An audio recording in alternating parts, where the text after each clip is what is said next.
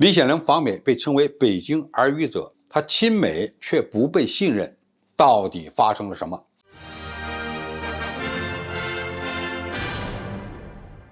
观众朋友、网友朋友，大家好，我是付贤少。作为东盟最发达的国家，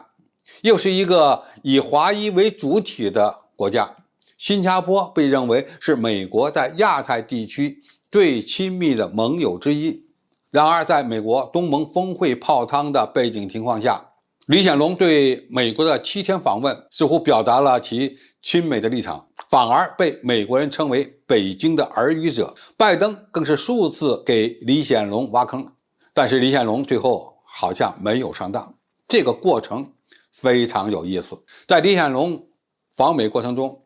拜登就俄乌冲突的问题给新加坡施加了强大的压力。那么新加坡怎么应对呢？该国是一个弹丸小国，李显龙表达了反对俄罗斯发起的特别军事行动的立场。他表示，所有国家不论大小，其主权、政治独立和领土完整都必须得到尊重，以任何借口无端军事入侵一个主权国家都是不可接受的。李显龙之所以这么说，因为这一原则是确保新加坡不被吞并的关键。但是李显龙在美国施压，让新加坡在中美之间选边站队时，他的态度非常强硬，甚至不断的替中国当说客，这才被美国人称之为北京的耳语者。也就是说，他们指责李显龙是帮着北京传话的人，跟北京关系亲近。在这次访美过程中，值得人们关注的一点是，李显龙拒绝提到印太这个词儿。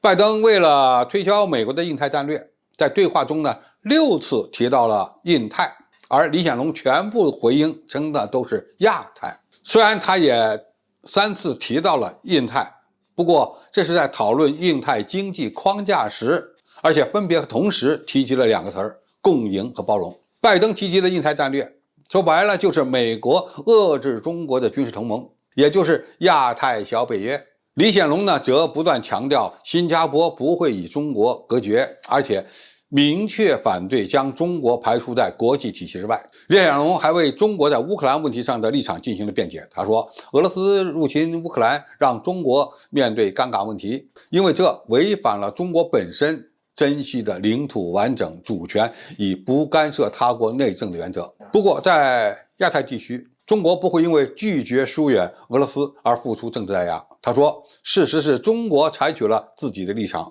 中国认为他人在请求中国帮助解决俄罗斯造成的问题。中国给的回应是，解铃还须系铃人。李显龙解读说，换言之，就是你自己的问题你自己去解决。针对西方媒体扬言要制裁中国，李显龙则表示，如果你说你打算把中国完全切割出去，你打不死他，而你自己也会受重伤。他对一群华盛顿的观众重申，中国发展的动力巨大且不能阻挡，你也可以尝试和他合作，让他融入国际体系，你和他都从中获益。李显龙说得很直白，美国用印太经济框架作为该地区的接触手段，立足于共赢，而不仅仅是建立在战略安全和潜在敌意的基础上。这明显是在敲打华盛顿，说中国人在以东盟国家一起玩发财的游戏，而你却在天天给我扯什么战略和安全。难怪别的东盟国家的领导人都没空参加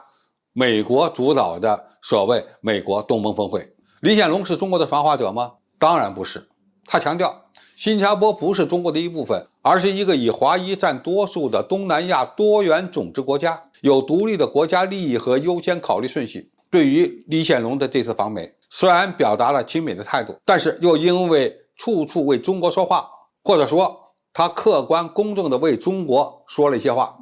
让美国人心里很不爽。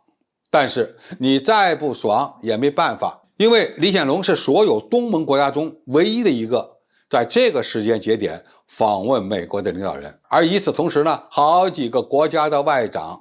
4月份就要来北京进行相关的访问活动，而这个场面恐怕会让美国更加感到失落。这次访问美国的李显龙并非北京的耳语者，而是新加坡作为沟通中美之间的桥梁，其作用也是不小的，值得我们尊重。何况我们还要注意一点，美国企图拉拢新加坡，与日本、韩国等一些美国的所谓盟友构建一个小北约，而他这个意图呢，也被新加坡所明显拒绝。看来在印太地区，美国拉拢新加坡、拉拢印度，和他一起构成反华包围圈的图谋，并不那么容易实现。好，今天的评述就到这里，谢谢大家收看，我们下期再见。